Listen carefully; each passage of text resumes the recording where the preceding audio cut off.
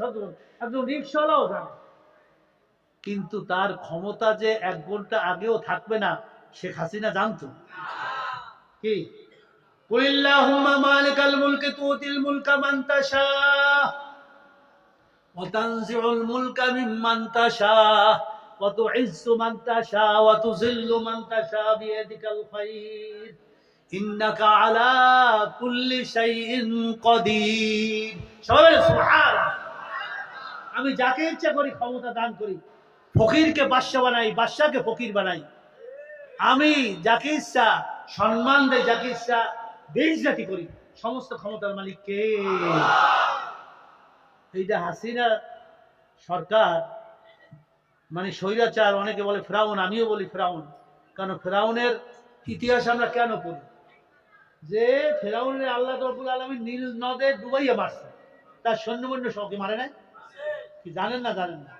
যার কারণে রিসার্চ করতে যাই, গবেষণা করতে যাইয়া ডক্টর মরিস বুখাইলি ফ্রান্সের, সে ওই ফেরাউনের লাশ রিসার্চ করছে, গবেষণা করছে, যে ওই মমিটা এখনো মিশরে আছে, এখন কায়রোতে, যে এখনো কিভাবে সেইভাবে হয়ে গেছে। তার কথা না, কি মেডিসিন ব্যবহার করছে ওই 1000 বছর আগে। তখন সে বাইবেল, আমরা তাওরাত, জবুর, ইঞ্জিল, হিন্দুদের গীতা থেকে সব রিসার্চ করার পর কোরআন শরীফ বসে রিসার্চ করতে যে এই ফিরাউনের সম্পর্কে এখানে কোনো কিছু আছে কিনা। দেখা যায় কোরআন শরীফে আছে যে আল্লাহ রাব্বুল আলামিন ফিরাউনকে নীল নদে ডুবাইয়া মারছে।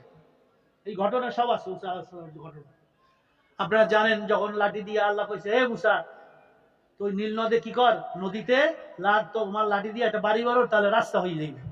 ঘটনা আপনারা জানেন না? রাস্তা হয়ে গেছে। যেই মাঝপথে গেছে ফেরাউন, ওই দলবল সহ সৈনিক সহ ওই রাস্তায় উঠছে। যেই মাঝপথে গেছে মুসা আলাইহিস সালাম তার সাথীদেরকে নিয়ে উপায় উঠে গেছে মিশরে, আর মাঝপথি আল্লাহ রাব্বুল আলামিন করে রাস্তা তুই নীল ডুবিয়ে যা, ফেরাউনকে নিয়ে। সাথে সাথে ফেরাউনকে নিয়ে ডুবিয়ে গেছে। কি জানেন না? এখন ফেরাউন তো খুব লম্বা আছে, অনেক লম্বা উঁচা। এখন ও ডুবতে ডুবতে একেবারে গলা পর্যন্ত এসে গেছে পানি। এখন ও কয় যে আরে আমি তো জানি আল্লাহ আছে, আল্লাহর কাছে একটু তওবা করি। এই কলেমা পড়া শুরু করতেছিল, তখন পানি এই পর্যন্ত আইছে। তখন আজরাইল, ইসরাফিল আলাইহিস সালামকে আল্লাহ পাঠাইছে, জিবরাইল আলাইহিস সালামকে, জিবরাইল আলাইহিস সালামকে আল্লাহ পাঠাইয়া ওই লেখকে দিছিল আগে যে যে মালিকের সাথে গাদ্দারি করে, মালিকের কথা যে শোনে না, তার বিচার কি হওয়া উচিত। তখন ওই ফেরাউনি বলছে নীল নদী ডুবাইয়া মারা উচিত। ওইটা ওই লেখকে দিচ্ছে কে? জিবরাইল সালাম। লেখকে দিয়ে এর কাছে রাখতেছে। এখন যেই ও কলেমা ঈমান আনতে শুরু করছে, তখনই এই সাথে সাথে জিবরাইল আলাইহিস সালাম কি করছে, কাগজটা ওর সামনে ধরছে, চোখের সামনে। হে তুই কেমন তার ঈমান নিবি? তুই তো কইছিস যে মালিকের সাথে গাদ্দারি করে, মালিকের কথা শোনে না, তার কি বিচার হওয়া উচিত? নীল নদে ডুবাই। আল্লাহ, তুই তো আল্লাহ নিজেই খোদাই দাবি করছো। কি ফিরাউন খোদাই দাবি করছে না? আমি খোদা, আমি খোদা, আমার সব কিছু। তা তোর বিচারও নীল নদে ডুবাইয়া মারা, তুই আর ঈমান নিতে পারবি না। কি জানেন? তো ঠিক এইভাবে যারা জুলুম করে, অত্যাচার করে, বেবিচার করে, খুন খারাপি করে, পাইয়া চেয়ার পাইয়া যা ইচ্ছা তাই করে, ধরারে সরা মনে করে না। আল্লাহ রাব্বুল আলামিনের হাসিনার প্রথম দ্বারা দেখাই তো একা না, তার মন্ত্রিসভা, তার এমপিরা এক করে তার দ্বারা সব তোমরা যদি ভালো লোক নিয়ে থাকো, তাহলে তোমরা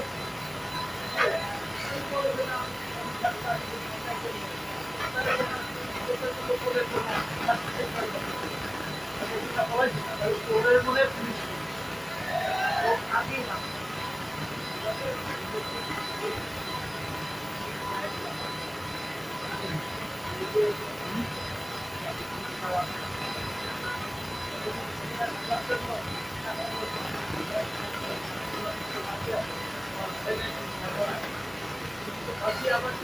আমার সমান আপনার ভাইসের শব্দে এখানে খুন হইল,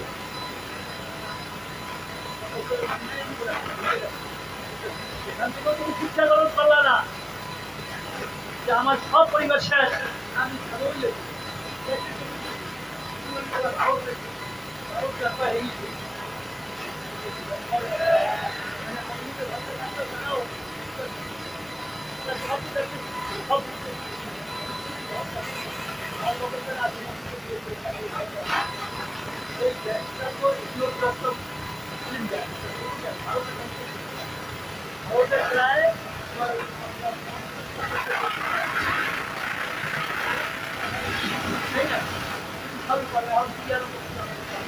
আমাদের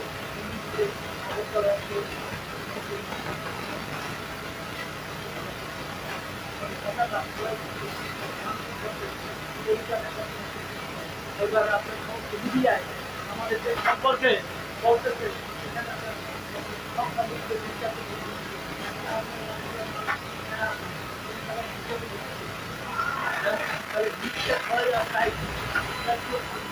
থাকতে চাই হইতে চাই এর মাত্রারই বড় দাদাগিরি চাইছে যেভাবে 1500 চাইছে এই আমাদের মুসলমানদের কি করতে আমরা এক হতে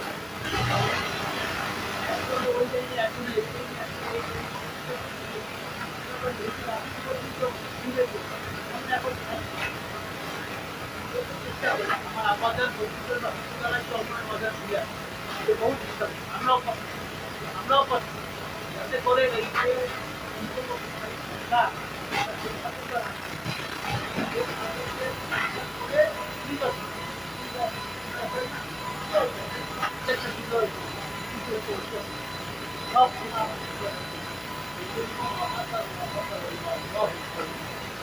ভয় পাওয়ার কোনো কারণ নাই। সাহায্য করবে কেডা?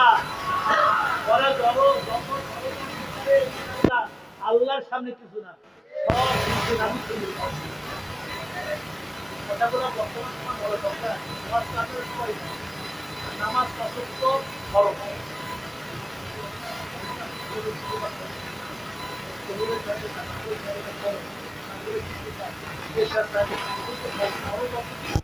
অবশ্যই করণীয়, অবশ্যই পালনীয়। খরচ কোনো মাপ আছে?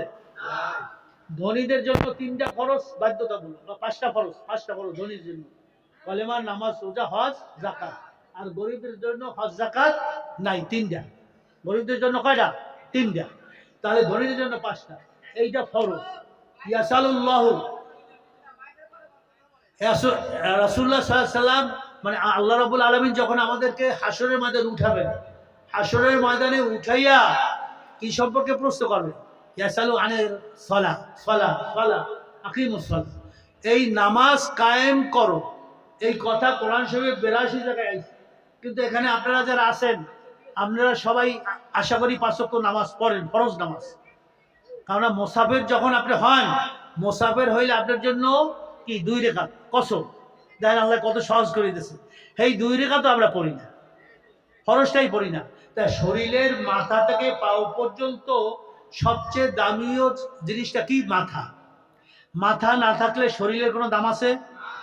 ঠিক মুসলমান, আমি আপনি মুসলমান, ঈমান আনছি কার উপরে? আল্লাহর উপরে। ঈমান মানে কি? না দেখকে বিশ্বাস করা। তা আমরা আল্লাহকে দেখছি, বেহেশত দেখছি, কবরে আযাব দেখছি, আল্লাহ রসুলকে দেখছি, আমরা বেহেশত দেখছি? কিছুই দেখি নাই।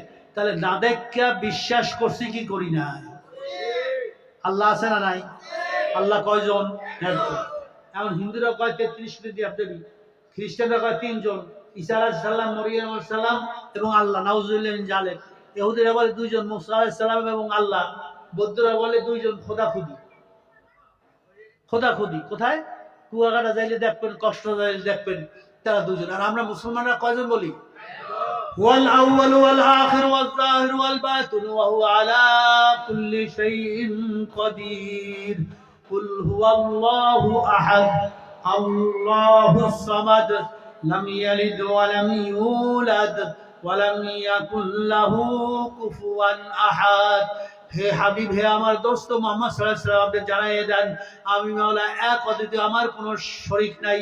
আমি কারো থেকে জন্মগ্রহণ করি নাই, ভূমিষ্ঠ হই না, আমার থেকে কেউ ভূমিষ্ঠ হয় নাই, জন্মগ্রহণ করে নাই। আমি এক, ওয়াহদাহু লা শারীকা লাহ, আমি এক, অদ্বিতীয়, আমার কোনো শরীক না। আল্লাহ কয়জন? এই বিশ্বাসটা প্রথমান্ত। এখানে খ্রিস্টানরা কি বলছে, হিন্দুরা কি বলছে, তাদের যুক্তি কোনো জায়গায় টিকে নেয়। যেমন আমরা ইন্ডিয়ার কলকাতা যাইবেন, এই তোকে খোদা কেডা, ভগবান কেডা, ভগবান কেডা, তাহলে আমাকে ভগবান হয়েছে দুর্গা, দুর্গা মা। আপনি বোম্বাই যাইবেন, বোম্বে জিগাইবেন তোমাদের ভগবান কেডা, তাহলে গণেশ। হ্যাঁ, এইরকমের বিভিন্ন জায়গায়। তারপর ইতে যাবেন, আমরা চেন্নাই যাবেন, তোমাদের ভগবানকেরা তাহলে শ্রীকৃষ্ণ। দেখছেন হিন্দুদের মধ্যে কতই খোদা এক জায়গায়। আর আপনি বাংলাদেশের বঙ্গোপসাগর থেকে শুরু করিয়া একেবারে আমেরিকার আটলান্টিক মহাসাগর পর্যন্ত পৃথিবীর শেষ যেখানে যাইবেন, মুসলমানরা সবাই কি বলবে? আল্লাহ কয়জন? একজন। এর দ্বারাও বুঝতে হইবে যে আল্লাহ আছে। আল্লাহ আছে যে বুঝতে হইবে। তারপর আরো যুক্তি দেই, আলিফ লাম মিম যালিকাল কিতাবু লা রাইবা ফিহি হুদাল লিল মুত্তাকিন। আচ্ছা, আলিফ লাম মিম এই অর্থটা একমাত্র আল্লাহ আ'লাম ওয়া রাসূলুহু, আল্লাহ এবং আল্লাহর রাসূল জানেন। কিন্তু বিজ্ঞান আবিষ্কার করছে, যেমন আমাদের মোবাইলে যে পাসওয়ার্ড আছে, আপনার এটিএম বুথে যাই যখন টাকা উঠাইতে যান, একটা গোপন পাসওয়ার্ড আছে, সেইটা কেউ জানে না। ওইটা যদি কেউ জানে, আপনার কার্ড চুরি করে সব টাকা নিয়ে যাবে। এই জন্য আল্লাহ রাব্বুল আলামিন তার দোস্ত হাবিব মুহাম্মদ সাল্লাল্লাহু আলাইহি ওয়াসাল্লামের সাথে গোপনে কথা বলতেন। গোপনে, যে এই পাসওয়ার্ডটা আল্লাহ জানতেন, আল্লাহ হাবিব জানতেন, সেটার নাম হচ্ছে আলিফ লাম মিম। সুবহানাল্লাহ। এটা বৈজ্ঞানিক থিওরি। আগে এই কথাগুলো আসতো না, কারণ এখন তো সব সায়েন্স টেকনোলজি, এখন তো সব কিছু। আপনার মোবাইল বন্ধ থাকলেও ওইটা কোথায় কোন জায়গায় আপনি অবস্থান করতে আছেন সেটা সার্চ করে বাইর করবে, কি জানেন না? সব কিছু এখন আপনার যত টেকনোলজি আছে, কম্পিউটার সায়েন্স আছে, সব আবিষ্কার করে ফেলেছে। শুধু আবিষ্কার করতে পারে না একটা মানুষকে রুহু দেওয়া। কি আমরা আল্লাহ রাব্বুল আলামিন কয়টা জিনিস দিয়ে বানাইছেন আমাদেরকে? দুইটা। একটার নাম শরীর দেহ, আর একটার নাম রূহ বা আত্মা। কি ঠিক কিনা? আচ্ছা, এই শরীরটা দেখা যায় কিন্তু আত্মাটা দেখা যায়? আত্মার নাম কি? পানি, হাওয়া, বাতাস, নারী বুড়ি। কোন মেডিকেল সায়েন্স, কোন বৈজ্ঞানিক, কোন গবেষক রুহুটা কিসের নাম আবিষ্কার করতে পারছে কি পারে না? তাহলে তোমরা এত বড় কথা কওকা। আর এই চুরি করিয়া, ঘুষ খাইয়া, দুর্নীতি করিয়া, এই ব্যাংকটা লুট করিয়া সালমান এফ রহমানের মতো লোক দাড়ি টাড়ি এত বড় বিশাল, এত হাজার হাজার কোটি টাকা ব্যাংক লুট করিয়া নেলা, তোমরা এখন কোথায়? জেলে। আল্লাহ আছে না নাই? আল্লাহ আছে, এইটা মনে করতে হবে। الذين يذكرون الله قياما وقعودا وعلى جنوبهم ويتفكرون في خلق السماوات والأرض ربنا ما خلقت هذا باطلا سبحانك فقنا عذاب النار। এই বান্দা, তুই যে আমার জমিনটা হাঁটতে আছো, একটু উপর দিকে তাকা।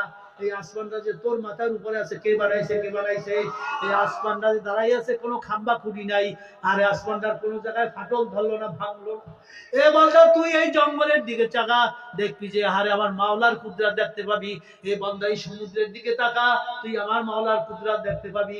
এই পাহাড়গুলোর দিকে তাকা, তুই আমার মাওলার কুদরত দেখতে পাবি। এ বান্দা, তুই তোর নিজের দিকে, তোর দুই হাতের দিকে, তোর চেহারার দিকে তাকা।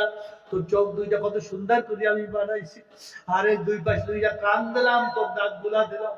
আমি মাওলা তোর ছোট্টবেলায় তোর মার গর্ভ থেকে হারে দুনিয়ায় আইনা, তোর দাঁত টাত কিছু ছিল না, আস্তে আস্তে বড় করে দাঁত দিছি, হারে চুল কালো দিছি।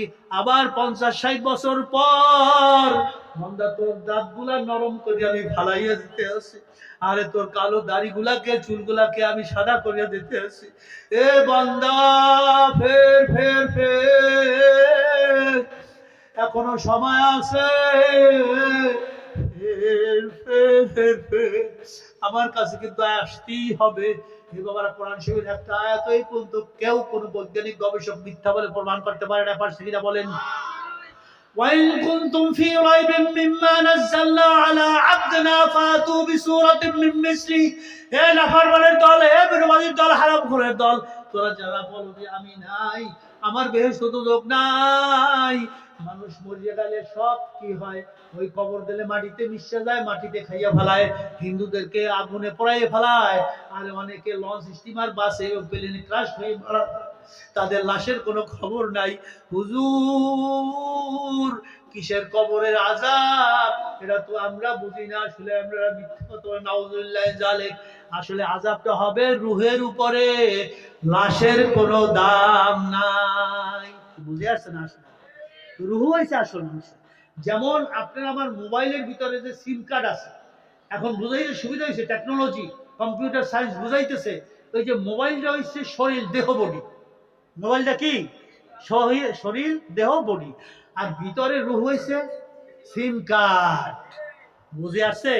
আমলে সিম কার্ডে যা কিছু মেমোরি করবেন সব থাকতে যাবে। মোবাইল পানিতে পড়িয়ে পচে গেছে, আগুনে পুড়িয়া মোবাইল শেষ হয়েছে, কিন্তু ওই সিম কার্ডটা আছে, ওইটারে আপনি বের করে নতুন একটা মোবাইলে ঢুকাই দেন। আপনার ওই মনিটরে, নতুন মোবাইলের মনিটরে যা কিছু মেমোরি করছেন ওই সিম কার্ডে সব ফটো সহ নাম্বার সহ আসবে। কি আসবে কি আসবে না? আসবে। তা আমার মাওলা হিসাব দিতে পারবে? ومن يعمل مثقال ذرة خيرا يره ومن يعمل مثقال ذرة شرا يره। এ বান্দা তুই যাবি কই? যাওয়ার তো জায়গা নাই। আর মৃত্যুর পর কুল্লু নাফসিন যায়কাতুল মউত, প্রত্যেকটা নরনারীকে মৃত্যুর স্বাদ পান করতেই হবে, মৃত্যুবরণ করতেই হবে।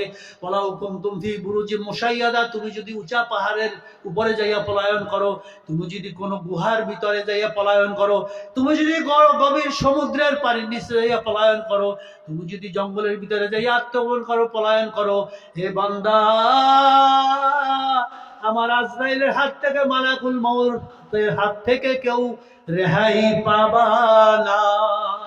কি আজরাইল আলাইহিস সালাম মালাকুল মউতের হাত থেকে কেউ বাঁচতে পারবো? মৃত্যুর হাত থেকে বাঁচতে পারবো? তাহলে এইটা যদি সত্য হয়, আমার দাদা ইসহাক সাহেব বলতেন, আব্বাজান বলতেন, এই আয়াত যদি সত্য হয় তাহলে অন্য কোরআনের আয়াতগুলো মিথ্যা। কি মিথ্যা? তাহলে এখানে আমরা নাই, খালি দুনিয়ার পিছন বসতে আছি, টাকা টাকা টাকা, নারী নারী, গাড়ি বাড়ি। এখন কবরে যাইতে আছে কিছুই নেই। ওই সালমানের ব্রাহ্মণের মতো, সালম গ্রুপের মতো 6-8টা ব্যাংক শেষ করে দিয়েছে, এককাল কিছু নেই, হাজার হাজার কোটি টাকা। এই আহাম্মকগুলা, দুনিয়াদার শয়তানগুলা, তোরা কি পাইলি কি? ঘুষখোরের দল কি পাইছে? এখান থেকে শিক্ষা নিতে হবে। এই যে 15-16 বছর জুলুম করছে জালেম, ওর শাস্তি দুনিয়ায় আল্লাহ দিতে আছে, দুনিয়ায় দিতে আছে। আপনারা আমাকে কথা শোনেন না, আমরা কি আমাকে কথা বলি না কোরআন হাদিসের কথা বলি? আমরা কি আমার বাপ ফজলুল করিম আর দাদা ইসহাক সাহেবের কথা বলি? কেউ? সবই তো কোরআন হাদিস দিয়ে, দলিল দিয়ে, যুক্তি দিয়ে আপনি বুঝাইতেছি, এইবার আপনারা বুঝেন না। আরে ভাই, নামাজে যে কি মজা, সেজদা দেখ আর দেখো, সেজদা দিয়া গভীর রাতে আল্লাহর সাথে একটু দিদার করেন, লেখা করেন, দেখো যে কি মজা আর মজা। ফজর নামাজের সময় শয়তান আমাকেও দেখা দেয়, এবারে থো একটু ঠান্ডার মধ্যে ঘুমাই, ওই সময় ঘুমাই সবচেয়ে বেশি, শয়তান এই ঘুম পড়ে আমার, এই ঠিক কিনা? আল্লাহ আকবার কই, আমি মাঝে মধ্যে আল্লাহ আকবার কই, দেখি উঠতে যাই, বেগম সব শুয়ে দেয়, ওডো ওডো, শয়তান আইছে। ব্যাপারটা কিন্তু বাস্তবতা, আমরাও মানুষ, আপনারাও মানুষ। আমাকেও আলেমকো ধর্ম তো বেশি, আলেমকো হিসাবও হইবে বেশি, কি ঠিক কিনা? আমরা জানি, জানিও যদি গুনাহ করি, অন্যায় করি, তাহলে কোনো মাপ নাই। আপনারা জানেন না, কিন্তু তারপরেও জানতে হইবে, কেননা তলাবুল ইলমে ফরিজাতুন আলা কুল্লি মুসলিমিন, অনেকে বলে মুসলিমা। যাই হোক, প্রত্যেককে কোরআন হাদিসের শিক্ষা, কোরআনের শিক্ষাটা অন্তত যেটুকু দরকার এটা আমাদের শিখতে হবে।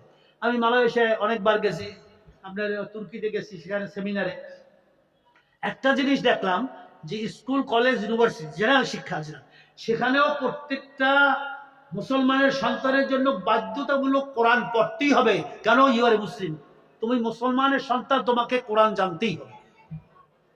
দেখেন তুর্কি ছেলেরা, মেয়েরা কত সুন্দর কোরআন শরীফ পড়ে, মালয়েশিয়ার ছেলেমেয়েরা কত সুন্দর কোরআন শরীফ পড়ে, কি ঠিক কিনা?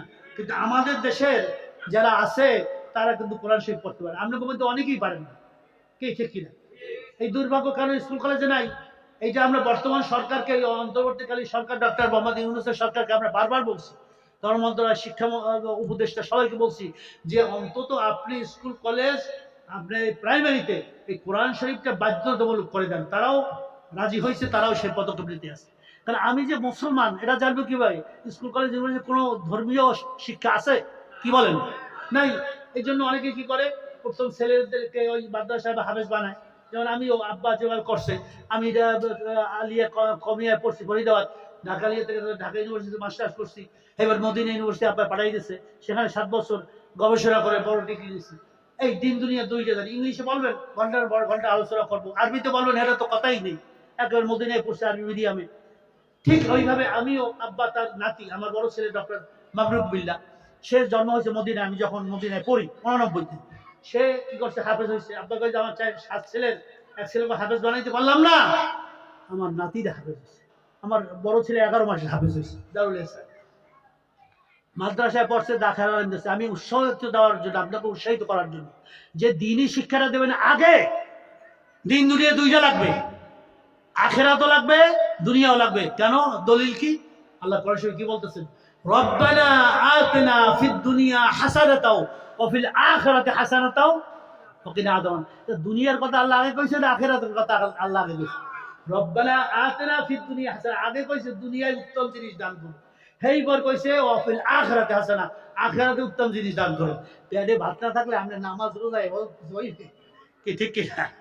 এই জন্য আপনাকে দুনিয়া লাগবে। এরপর মাদ্রাসায় পড়াইয়ে দাখিল আলেম, ইন্টারন্যাশনাল ইসলামিক ইউনিভার্সিটি মালয়েশিয়া পাঠাই দিলাম, এখন ইংলিশ মিডিয়ামে। এখন ইসলামী অর্থনীতির উপরে পড়তেছে, ইসলামী অর্থনীতি। আমাদের দেশের মাদ্রাসাগুলোয় কিন্তু ইসলামী অর্থনীতিও পড়ায় না, আর ওই ইসলামী রাজনীতিও পড়ায় না। বিশেষ করে কওমি মাদ্রাসায় হুজুররা সবাই আছে, ইসলামী রাজনীতি কোনো সাবজেক্ট পড়ায় আপনার হুজুর? আমিও তো পড়াই, আমি তো চরমনাই ওখানে দাওরায় পড়াই, কামেলের তো আমি ওখানে প্রিন্সিপালি। কই নাই, ইসলামী অর্থনীতি জানে না হুজুর। তাহলে আমরা দেশ চালাইবেন কিভাবে? ইসলামী অর্থনীতির উপরে। তারপর নিউজিল্যান্ডে চলে গেল, সেখানে যাই ইসলামী অর্থনীতির উপরে পিএইচডি করলো, ডক্টরেট। আমার বড় ছেলে ডক্টর হাফেজ মাবরুক বিল্লাহ। পৃথিবীতে 2 জন ডক্টর আছে হাফেজ, এক হইছে তুর্কির প্রেসিডেন্ট সাহেব মোহাম্মদ এরদোগান, সেও হাফেজে পড়া এবং সে ডক্টর। সে তো রাষ্ট্রপতি আছি, প্রাইম মিনিস্টার আছি। এখন আমার ছেলেকে নিয়ে গেছে কে? সৌদি সরকার, প্রিন্স মোহাম্মদ বিন ফাহাদ ইউনিভার্সিটির এখন সে প্রফেসর। আমি এইগুলো বলতেছি আপনাদের উৎসাহিত করার জন্য। আপনার ছেলেটাকে অন্তত কোরআন শরীফ পড়ান, মেয়েটাকে কোরআন শরীফ পড়ান। ও যদি নামাজি হয়, ইন্না সালাতা তানহা আনিল ফাহশাই ওয়াল মুনকার ওয়া লাযিকরুল্লাহি আকবার। নামাজি ছেলে মেয়ে যে হবে তাদেরকে বলতে হবে না, ওই নামাজি তাদেরকে ঢাল হইয়া সমস্ত অন্যায় কাজ থেকে ফিরিয়ে না। এটা আল্লাহর ওয়াদা, আল্লাহর ওয়াদা। আপনার ছেলে ড্রাগ করবে না, সে মাদক আসক্ত হবে না, খারাপ সঙ্গে যাবে না, সে আল্লাহর দিকে যাবে। আপনার দায়িত্ব একটু ছেলেটাকে কোরআন শরীফ পড়াইয়া নামাজি বানানো, ঠিক কিনা? নাইলে কিয়ামতের দিন আপনারাও ধরবে, আমারও ধরবে। সময় প্রায় শেষ, কারণ আলোচনা করবে আমাদের খলিলুল্লাহ সাহেব মুফাসসির কোরআন। আমি শেষে বলতে চাই, আল্লাহর হাবিব স্পষ্ট বলছেন, ইযা মাতা ইবনে আদম ইনকাতা আনহু আমালুহু ইল্লা সালাস। যখন আমরা আদমের সন্তান মারা যাই, মারা যাওয়ার সাথে সাথে আমাদের সমস্ত আমলের দরজা কি হয়ে যায়? বন্ধ হয়ে যায় না? আল্লাহ হাবিব বলতে এক্সেপশন, ইস্তিসনা, ব্যতিক্রম 3টা আমল আপনি আমি মারার পরও কবরে পৌঁছে যায়। সুবহানাল্লাহ। কয়টা আমল? 3টা। একটা হইছে আল আওলাদুস সালিহ আল্লাযী ইয়াদউ লাহু, নেককার সন্তান আপনি ধুয়ে গেলেন, ছেলে মেয়ে যে হোক, ওই নেককার সন্তান আপনার জন্য আমার জন্য যদি মৃত্যুর পর দোয়া করে, আল্লাহ হাবিব বলতেছেন সরাসরি তোমার কবরে সেটা পৌঁছানো হয়। মানে বলে নাই কোনো পীর মুফতি মাওলানা শাইখুল হাদিস দোয়া করলে কবরে পৌঁছানো হয়, কথা কইছে? কইছে নেককার সন্তান। এবার বুঝছেন আমি দলিল দিয়ে কথা বলে দিচ্ছি।